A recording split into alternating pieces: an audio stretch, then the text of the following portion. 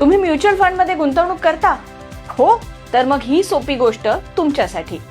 आपल्या पोर्टफोलिओ मध्ये किती म्युच्युअल फंड असायला हवेत? आता तुम्ही म्हणाल तुम्हाला झेपतील, परवडतील तितके, पण खरंच हे गणित इतकं सोपं आहे का?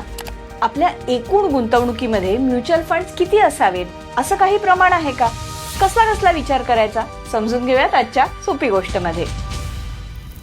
सध्या भारतामध्ये 40 पेक्षा अधिक म्युच्युअल फंड हाऊसेस आहेत आणि ICRA या रेटिंग एजन्सीच्या अंदाजानुसार भारतातली ही फंड हाऊसेस मिळून 2035 पर्यंत 300 लाख कोटींचं भांडवल सांभाळत असतील. आता ऑनलाईन पर्याय आलेले आहेत, मोबाईल ऍप्स आहेत, त्यामुळे म्युच्युअल फंड मध्ये गुंतवणूक करणं अगदी सोपं झालेलं आहे. अनेक गुंतवणूकदार SIP किंवा लमसम गुंतवणुकीचा पर्याय निवडतात आणि गुंतवणुकीला सुरुवात करतात आणि मग एक एक म्युच्युअल फंड वाढवत जातात.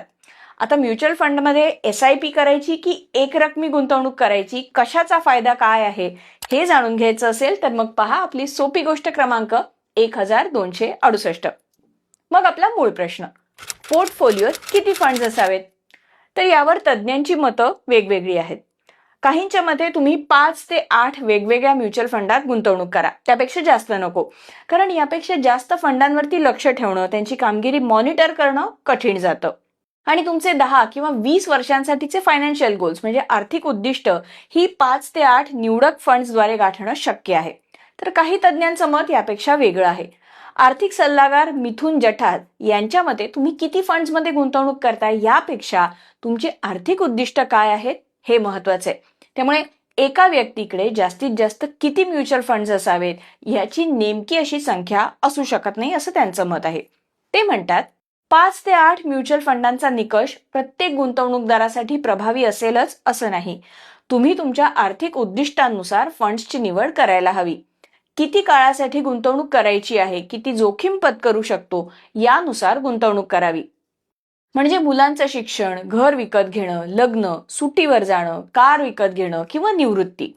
म्युच्युअल फंडमध्ये गुंतवणूक करताना डायव्हर्सिफिकेशन म्हणजे वेगवेगळ्या प्रकारांमध्ये गुंतवणूक करणं महत्वाचं आहे. नाहीतर एकाच प्रकारच्या स्टॉक्समध्ये गुंतवणूक होईल आणि तुमची जोखीम वाढेल.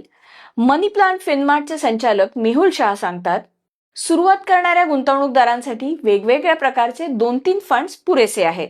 पोर्टफोलिओ वाढला की मग 8 ते 10 फंड्स पुरेसे असतात. लोकांचा भर नव्या फंडमध्ये गुंतवणूक करण्यावरती असतो, पण त्याऐवजी जुन्या आणि चांगली कामगिरी करणाऱ्या फंडमधली गुंतवणूक वाढवणं चांगलं. मग गुंतवणूक करताना कोणत्या गोष्टींचा विचार करायचा?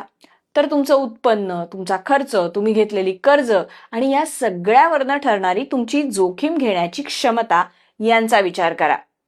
एकाच क्षेत्रातल्या किंवा एकाच प्रकारच्या म्युच्युअल फंडमध्ये गुंतवणूक करू नका. एकाच फंड हाऊसचे फंड्स घेण्यापेक्षा वेगवेगळ्या फंड हाऊसच्या योजनांमध्ये पैसे गुंतवा.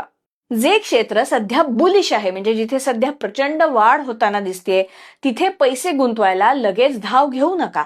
कारण ज्यावेळी अशी अचानक वृद्धी होते त्यानंतर अचानक घसरण होण्याचा देखील धोका असतो. तुम्ही कशासाठी, कोणत्या उद्दिष्टांसाठी पैसे गुंतवताय ते लक्षात घ्या आणि त्यानुसार प्लॅनिंग करा. कोणत्या वयामध्ये आपण किती जोखीम घेऊ शकतो याचा विचार गुंतवणूक करताना करायला हवा.